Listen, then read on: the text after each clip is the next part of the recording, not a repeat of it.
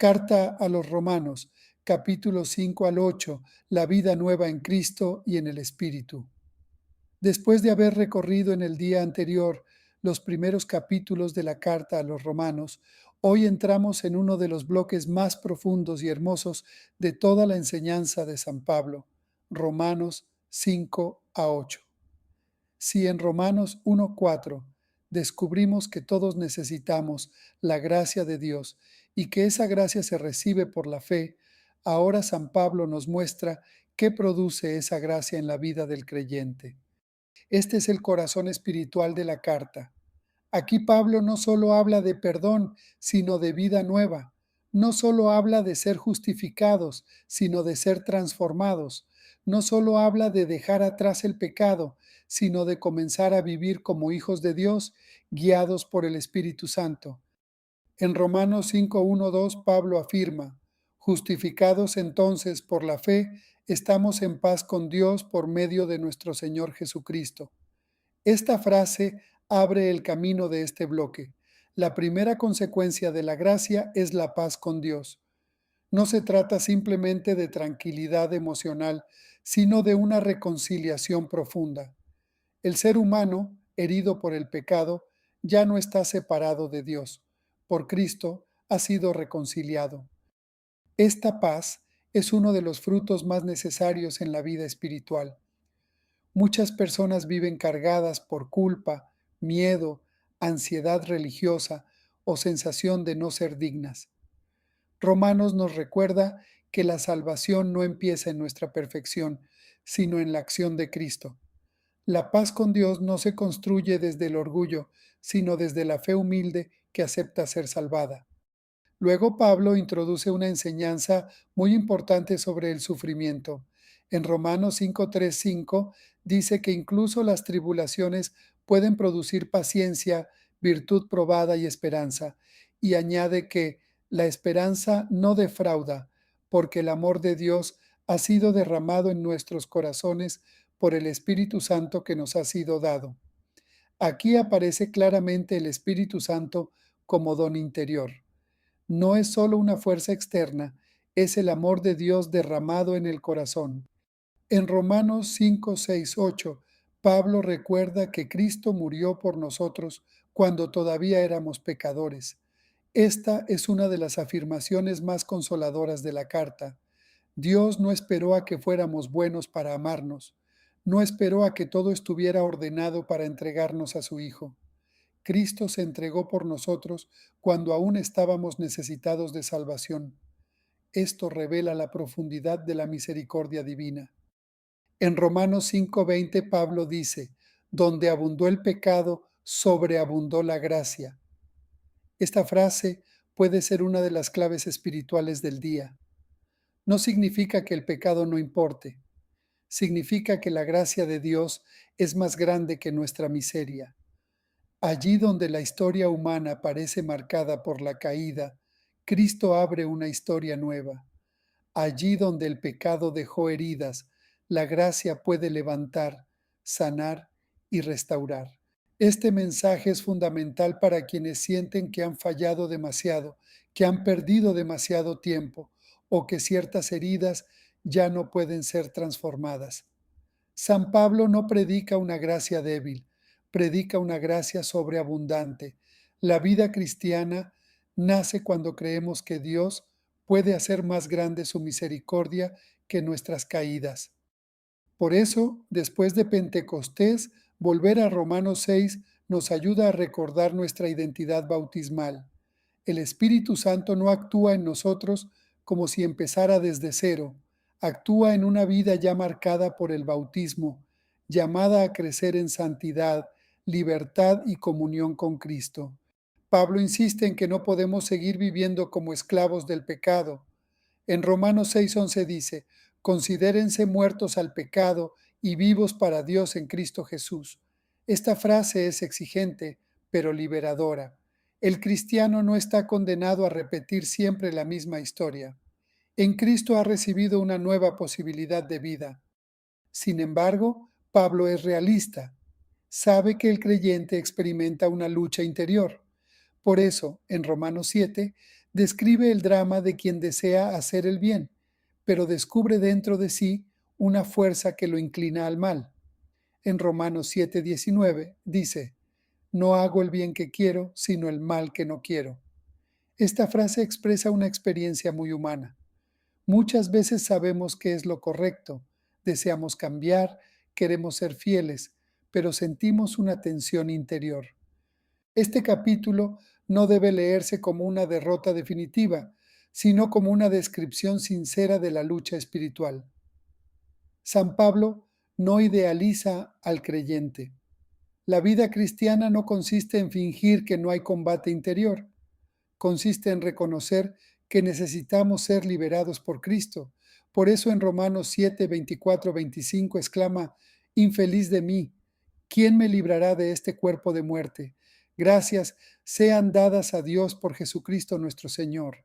Aquí se prepara el gran anuncio de Romanos 8, uno de los capítulos más hermosos del Nuevo Testamento. Si Romanos 7 muestra la lucha, Romanos 8 muestra la vida según el Espíritu.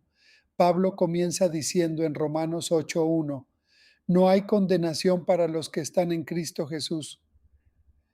Esta frase es profundamente sanadora.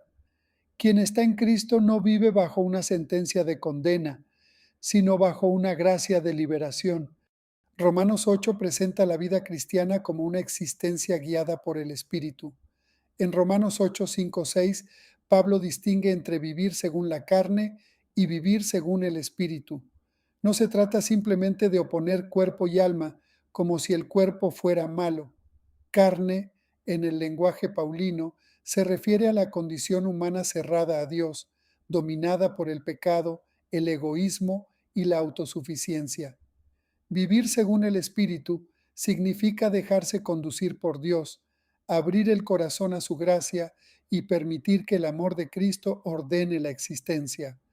En Romanos 8:9 Pablo afirma, ustedes no están bajo el dominio de la carne, sino del Espíritu, si es que el Espíritu de Dios habita en ustedes. Esta afirmación es clave para comprender Pentecostés. El Espíritu no es solo una visita momentánea, está llamado a habitar en nosotros. La vida cristiana es una vida habitada por Dios. Luego aparece una de las enseñanzas más bellas sobre nuestra identidad. Somos hijos de Dios. En Romanos 8, 14, 16 Pablo escribe, todos los que son conducidos por el Espíritu de Dios son hijos de Dios. Y ustedes no han recibido un espíritu de esclavos para recaer en el temor, sino un espíritu de hijos adoptivos que nos hace clamar, Abba, Padre. El mismo espíritu se une a nuestro espíritu para dar testimonio de que somos hijos de Dios. Este pasaje resume de manera extraordinaria el fruto de Pentecostés en el creyente. El Espíritu Santo no nos hace simplemente personas religiosas, nos hace vivir como hijos, nos libera del miedo servil y nos introduce en una relación filial con el Padre. La palabra Abba expresa confianza, cercanía, ternura y pertenencia. El cristiano no se acerca a Dios como a un extraño, sino como a un Padre. Esta verdad puede transformar profundamente la vida espiritual. Muchas personas viven su relación con Dios desde el miedo, la culpa, la distancia o la obligación.